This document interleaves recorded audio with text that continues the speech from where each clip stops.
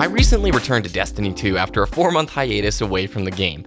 To sum it up quickly, my channel began back in 2011, covering Halo Reach. My roots are in Halo, and I love that series. I grew up playing CE, Halo 2, and Halo 3, and my channel covered Reach, H4, MCC, and about halfway through Halo 5. But back in early 2014, I really got excited for Destiny. I was stoked to try Bungie's newest offering, especially after all the great years of Halo they brought me. I was so excited that I enlisted the help of one of my best friends, Diddy, to create a weekly Destiny news podcast called Destiny the Show. He and I covered Destiny news every week for 4.5 years. And I think we still are like the second longest running Destiny podcast. We'll get past up here pretty soon, I think. But both Diddy and I loved Destiny 1. It provided a ton of great memories, friendships, clutch raid moments, and overall positive vibes. It wasn't without its shortcomings, of course, but in general, I look back very fondly at Destiny 1. Destiny 2 never really resonated with me as strongly as Destiny 1. The first year of D2 was bumpy, and with some great moments in Warmind and some not-so-great moments during Vanilla and Curse of Osiris. Forsaken, though, was awesome and really gave me a great 2-month period of enjoyment. Diddy and I wrapped up and concluded the Destiny the Show podcast late last October. Both he and I were getting older, we both have normal jobs, and it was tough to produce a weekly podcast. When we hung up the headphones, I decided to take a break from Destiny 2 for a little bit. After 4.5 years of reading every TWAB, scouring the Destiny the Game Reddit, and generally being in tune with the scene, I wanted to step back for a little bit and take a break. Black Armory came and went, and I really didn't feel too much of a draw to return. That was until Season of the Drifter. Seeing the Vidoc and promotional material for Joker's Wild was more than enough to bring me back. So here are my thoughts as of playing the last few weeks. Power Surge bounties have to be one of my absolute favorite additions to a new content drop for Destiny ever. These Power Surge bounties allow Season Pass owners to, within about 1 hour of gameplay, get up to 640 power, which is what you need to really enjoy the content on day one. A big complaint of Black Armory was how players needed to grind their power up before they could experience some of the day one content.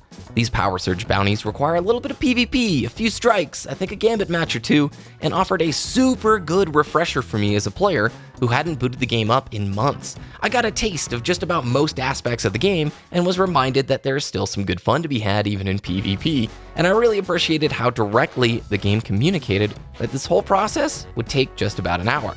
I hope to see this trend continue with each major content drop moving forward.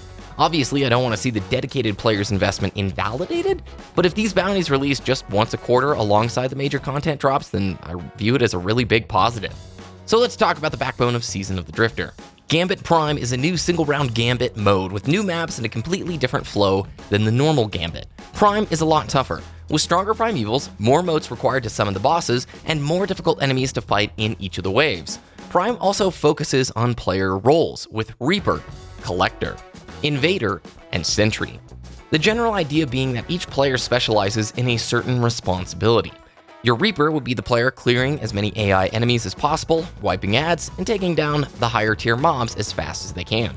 The Invader focuses on invading and slaying. Your Collector is all about grabbing as many motes as possible and sending blockers to your enemies, while your Sentry should be dealing with your blockers and watching the bank to protect it from being drained.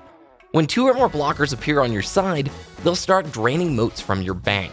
This makes our team positioning matter way more and opens up new strategies for invasions, as now being a distraction while a bank is being drained is almost as valuable as an invader who slays extremely effectively. Of course, a combination of the two never hurt, as long as it's your team who's benefiting. There are quite a few more changes for Prime, but let's keep rolling. Completing a match of Gambit Prime will award you a synth, so can Prime bounties. Later in the story, the Drifter gives you a synthesizer. You then take this synth into a new PvE game mode called Reckoning. Reckoning is a timed horde mode-like activity at endgame power levels. You wager your mode at the beginning of the Reckoning, and if you complete the activity successfully, you will be rewarded with a piece of Gambit Prime armor, which you then take back into Gambit Prime, as these Prime armor sets grant bonuses specific to Gambit Prime. There are multiple difficulty tiers for Reckoning, and obviously the loop is Gambit Prime, get a synth, Reckoning, get some armor, back into Gambit Prime for a better synth, into a harder version of the Reckoning, rinse and repeat. Plus, you have 4 unique armor sets for the 4 different Gambit Prime roles. This offers a really great blend of a challenging endgame-like PvE game mode in Reckoning, alongside a pretty darn addictive gameplay loop as you try to accumulate the armor set of your choice. It also helps that the armor looks awesome and reminds me a lot of the ornaments from Age of Triumph, my favorite period of time in Destiny 1. Reckoning, by the way, can be match made. Thank you, Bungie. This is so appreciated.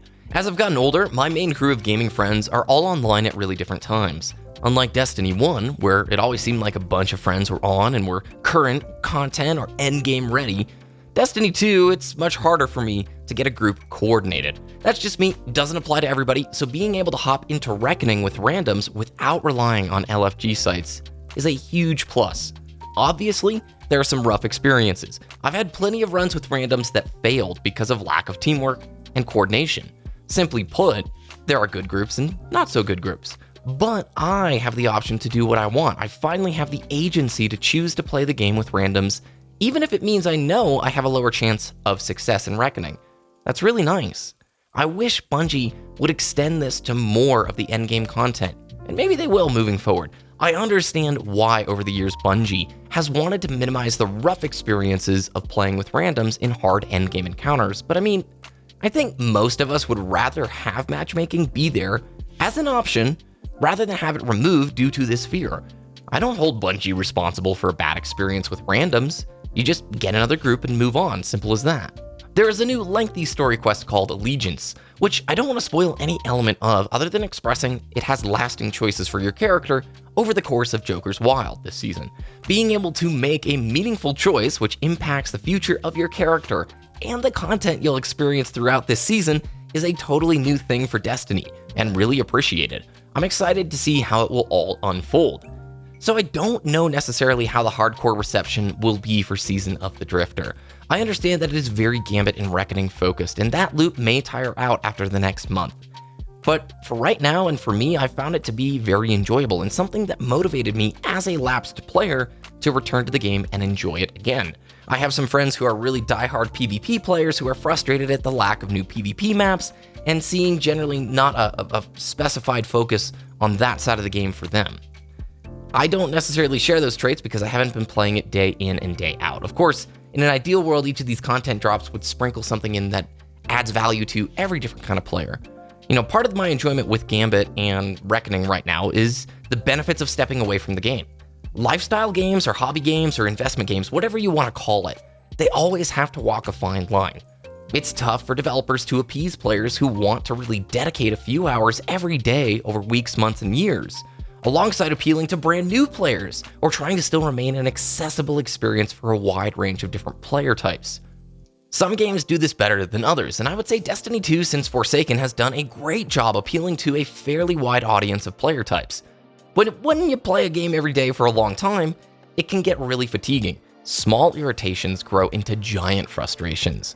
Coming back after a break helps you forget about a lot of the smaller friction points and just enjoy the freshness of it all again, if that makes sense. Destiny 2 requires an immense amount of work from the developers to keep things fresh and to minimize these small design irritations. And here's what I learned over 4.5 years of covering Destiny so closely. Bungie sometimes gets it right, and sometimes they don't. Age of Triumph was my Mount Everest experience in Destiny 1, where I felt like nothing could top that time frame within the game. Then Destiny 2 Vanilla came out and did away with so many improvements that the game had made over the years. Forsaken did a ton of great things, and then Black Armory seemed to push the game back a bit. It's an immense challenge for Bungie, I know, and now that Activision is out of the picture, I'm genuinely curious to see what's ahead and how Bungie approaches Destiny moving forward. But overall, I'm really quite pleased with Joker's Wild and Season of the Drifter. Obviously, I still want to see Trials return. More variety from the gameplay types within each season would be great. Gambit Prime and Reckoning I'm sure will get a bit old here in a few weeks for me, and I always think that there is room for improvement when it comes to agility of updates from Bungie. Just last week, we saw Bungie updating Gambit matchmaking to weigh solo players more heavily to match with other solo players. Now, I'm thankful this update took place, but I feel that this type of improvement should have come a long time ago. That's what I mean when I say that sometimes Bungie gets it right and sometimes they get it wrong. In general, it's been really fun to be back playing Destiny 2, and I'd love to hear your perspectives on Joker's Wild and Season of the Drifter. And tell me what kind of Destiny player you are. How did Season of the Drifter really appeal to you, or did it not appeal to you? I'd love to know what perspectives are floating around out there. It helps me, and it's really just cool to get a sense of what the community is feeling. Thanks for watching. If you enjoyed, please subscribe to the channel, and hit the little alarm bell because sub boxes aren't working super well. Follow me over on Twitter at BBKDRAGOON.